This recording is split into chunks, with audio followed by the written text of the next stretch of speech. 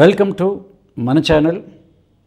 లేటెస్ట్గా ఈరోజు కంపాటిబిలిటీ అని చెప్తాను. ఎందుకు కంపాటిబిలిటీ మ్యారేజ్ కోసం చెప్పాల్సి వస్తుంటే, ఇటీవల జరిగిన ఇంటర్నేషనల్ కాన్ఫరెన్స్లో మనకు డే టు డే లైఫ్లో సంబంధించిన సమస్యలు ప్లస్ న్యూమరాలజిస్టులకి చాలామందికి వచ్చిన డౌట్స్ కొన్ని ఉంటాయి. వాటి గురించి వెబినార్ జరిగింది, అది ఆల్రెడీ నేను పెట్టడం జరిగింది దాంట్లో నుంచి. సో మొత్తం ఎన్నో సమస్యలు దాంట్లో వాటన్నిటికి కూడా వెబినార్కి వచ్చి 4 గంటల సేపు 4 అవర్స్ పట్టింది, 3.5 to 4 hours వాడు చెప్పడం జరిగింది. దానికి మొత్తం ఇంటర్నేషనల్ లెవెల్లో ఒక మెరిట్ సర్టిఫికేట్ కూడా వచ్చింది. ఎందుకంటే మొత్తం వాటికి మనమే ఏది తెలంగాణ, హైదరాబాద్, ఇండియాని రిప్రజెంట్ చేస్తూ చెప్పాము. అక్కడ మనం చెప్పాలి కదా, I'm from Hyderabad, Telangana, India. మీతంతా ఫారినర్స్ దాంట్లో వచ్చారు. సో దాంట్లో మెయిన్ ఏంటంటే కంపాటిబిలిటీ ఒకటి ఉంది. ఈ కంపాటిబిలిటీ అన్నది మొత్తం మన ఇండియానే కాదు, ఫారెన్లో కూడా ప్రాబ్లమెటిక్గా ఉంది.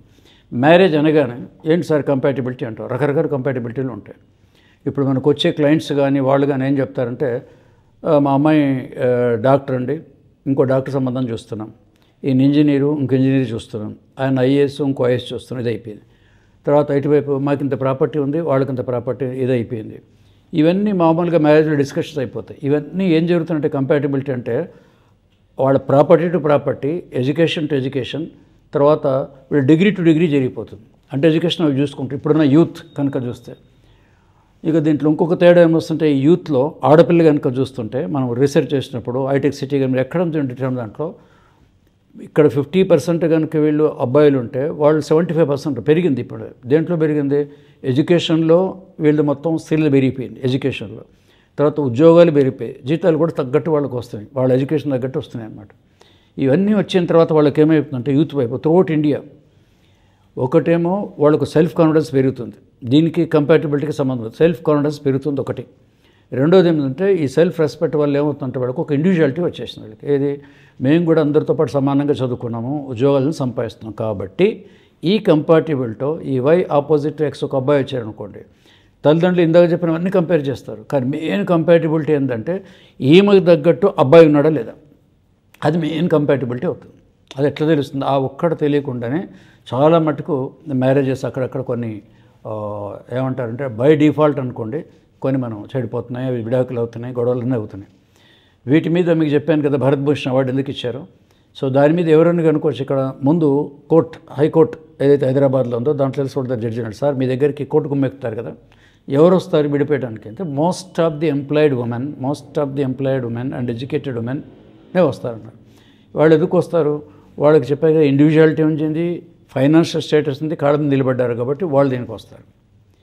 తర్వాత సైకాట్రిస్ట్ని అడిగాను ఏమై ఉంటుంది ఇక్కడ అని అంటే, ఇప్పుడు చెప్పిన ఈ రెండు ఉంటాయి కదా, మనం ఎంతసేపటి పెద్దవాళ్ళ మీద ఇవే ఉన్నాయన్నమాట. ఈ రెండు ఉండేటప్పుడు అంటే ఈగో ప్రాబ్లం వస్తుంది సార్ అన్నాడు సైకాట్రిస్ట్.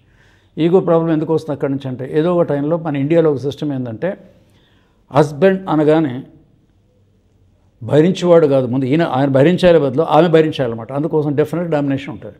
ఆమె ఏం చెప్పినా వినడనమాట. కాబట్టి నేను హస్బెండ్ కాబట్టి మ్యారేజ్ అయిన తర్వాత నేను చెప్పినట్టు ఏదో రకంగా డామినేటివ్ అంటున్నాడు. ఆ డామినేషన్ రెస్పెక్ట్ ఇవ్వటం కూడా ఒక డామినేషన్. అప్పుడు యువతల వైపు పార్ట్నర్ ఏమవుతుంటే, నేను కూడా ఈక్వల్గా చదువుకున్నాను, ఉద్యోగం చేస్తున్నాను, హెల్ప్ చేస్తున్నాను, వెళ్ళి చల్లగా ఇవన్నీ చేసి మళ్ళీ ఇంటి పనులన్నీ చూస్తున్నాను, ఇదిగాక ఇది డౌరీ వస్తుంది కదా, చాలా వరకు ఎక్కడో వేరే రేర్ కేసెస్ ఐడల్ మ్యారేజ్ వదిలేసి మా నాన్న కష్టపడి 2-3 లక్షలు 10 లక్షలు వాళ్ళ తాతను బట్టి మ్యారేజ్ చేసి కట్నం కూడా ఇచ్చాడు. ఇవన్నీ తీసుకుని ఏంటి వీడు అని వస్తాం మైండ్లో, ఏమండి భర్త గారు అయిపోతాయి, ఏంటి వీడు మాటికి డామినేట్ చేస్తున్నాడు అని అనుకుంటాడు. సో ఆమెకున్నది మేము చదివింది ఏంటంటే సెల్ఫ్ రెస్పెక్ట్ ఉంటుంది. ఆమె ఏం కోరుకుంటుందంటే ఒక హస్బెండ్ మీరు మోడల్ ఎక్కడన్నా మీరు చూడండి, ఏం కోరుకుంటే ఇవాళ రేపు చెప్తానంటే, మరి ఇవన్నీ చదువుకొని హెల్ప్ చేయడానికి రెడీగా ఉన్నాను, ఇంటి పని చేస్తాం, అన్నీ హెల్ప్ చేస్తాం, అనుకో ఇల్లు కొంటే ఈఎంఐలు ఇల్లు కడతా అన్నీ చేస్తారు.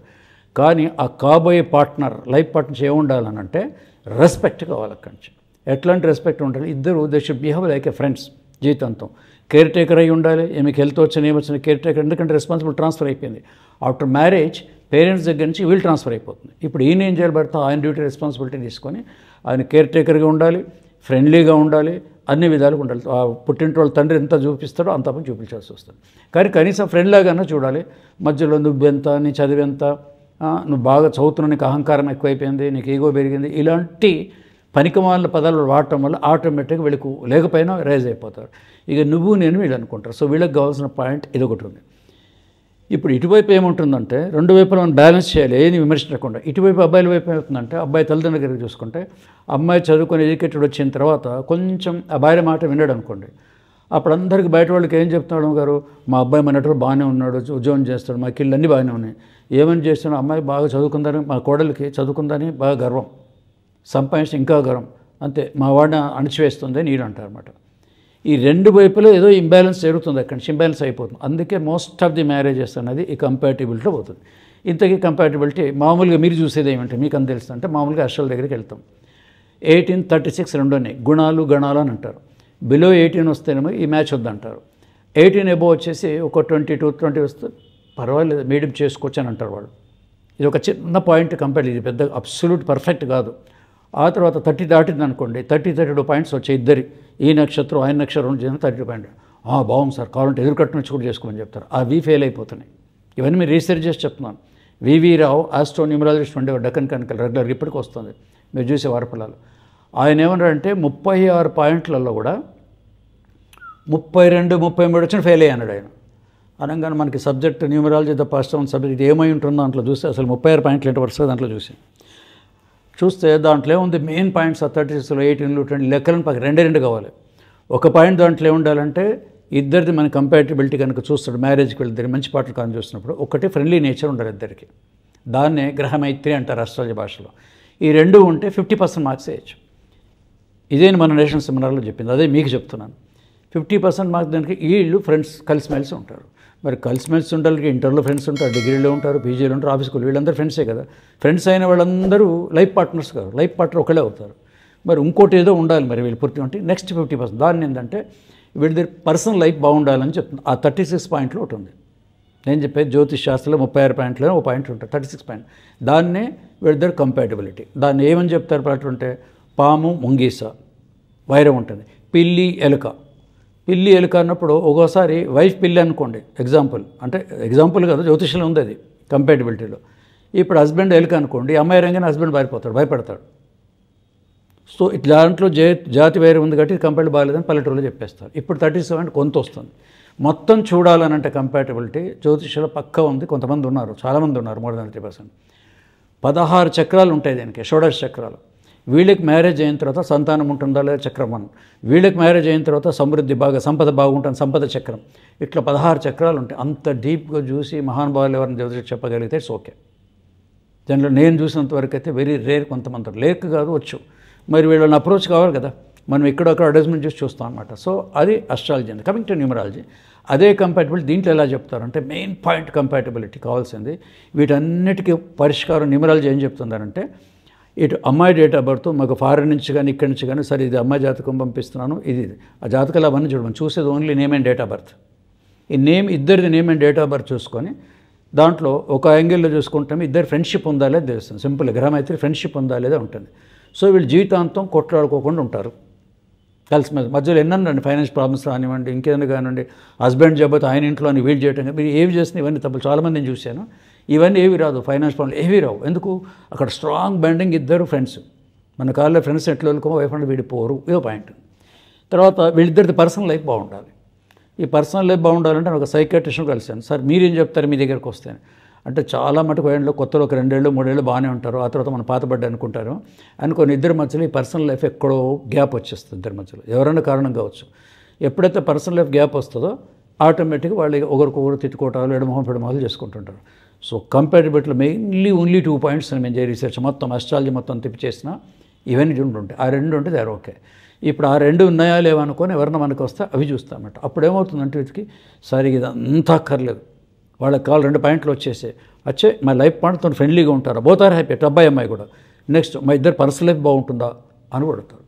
ఈ పర్సనల్ లైఫ్ బాగుంటుందా లేదా అంటే దీనికి దిక్కుమాల టెస్టింగ్ ఫారిన్ కంట్రీలు ఏమంటాయి, యూఎస్ కంట్రీస్ దాంట్లో కూడా ఇట్ ఈస్ కాల్డ్, మీరు కూడా ఉంటారు ఇక అంత దూరం అక్కలు ఇక్కడ జరిగిపోయింది డేటింగ్ అంటారు.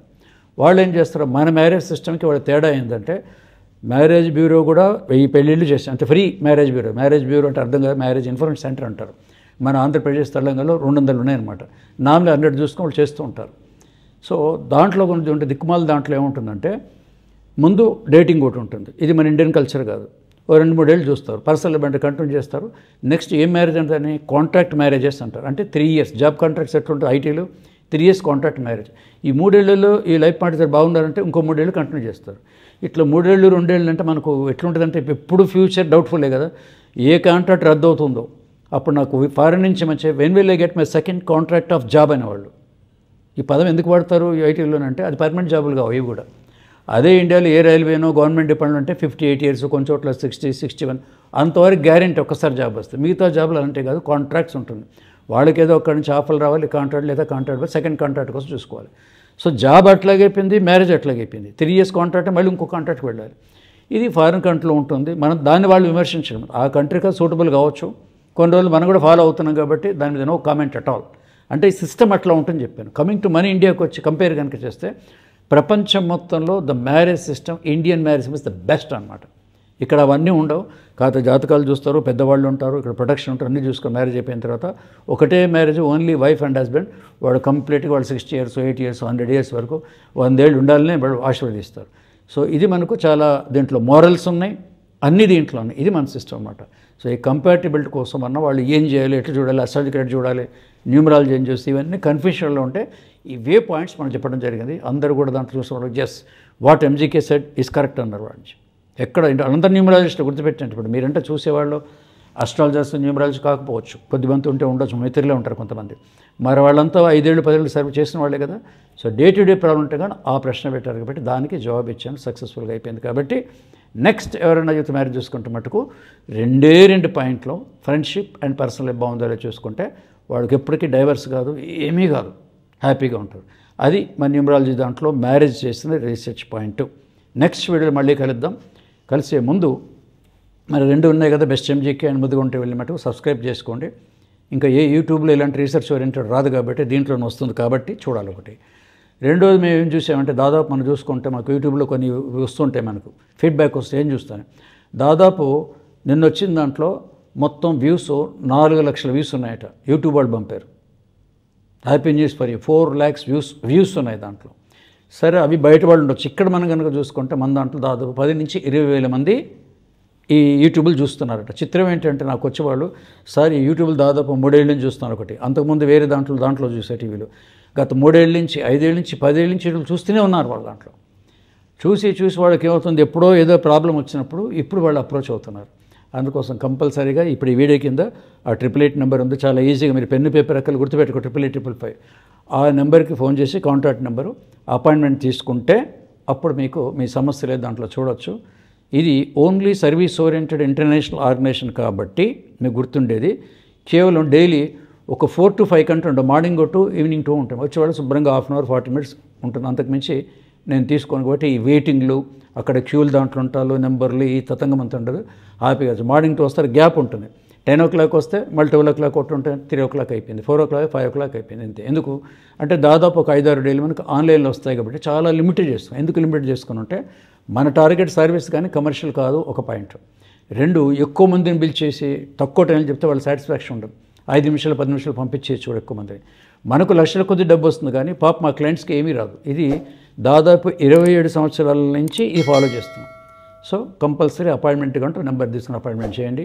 ఇక్కడ మీకు దాంట్లో ఇది కామెంట్స్ దాంట్లో కనుక ఎవరన్నా మా అమ్మాయి డేట్ ఆఫ్ బర్త్ ఇది అబ్బాయి దాంట్లో పెడుతుంటారు, దాంట్లో సమాధానాలు రావు, క్లియర్గా చెప్తాం. చాలామంది పెడుతుంటారు, ఎవరికి రాదు దాంట్లో నుంచి. సబ్జెక్ట్ ఓరియంటెడ్ అంటే చెప్పొచ్చు కానీ ప్రాబ్లం దాంట్లో, ఎందుకంటే అవి ఏముంటాయో ఎవరో మనకు తెలియదు. దాంట్లో కావాలనే ఒక డేట్ ఆఫ్ బర్త్ 60 ఉంటే 70 పెట్టచ్చు, ఇంకేదో పెట్టచ్చు, చాలా ఉంటాయి. కాబట్టి ఇక్కడ ఇదే కాదు ఏ ఛానల్ వాళ్ళు కూడా దాంట్లో చూసి పెట్టడం జరగదు. డైరెక్ట్ వాళ్ళు అపాయింట్మెంట్ తీసుకుని టైం తీసుకుని రావాల్సి ఉంటుంది. ఇట్లా ఆన్లైన్ ఉంది, తర్వాత పర్సనల్గా కొంతమందికి ఇవ్వడం జరుగుతుంది హైదరాబాద్లో. మిగతా అంతా ఇండియా అంతా కూడా ఆన్లైన్లో వాట్సాప్ ఈమెయిల్స్ దాంట్లో జరుగుతుంది. సో మీ ముదిగొండ గోపీకృష్ణ.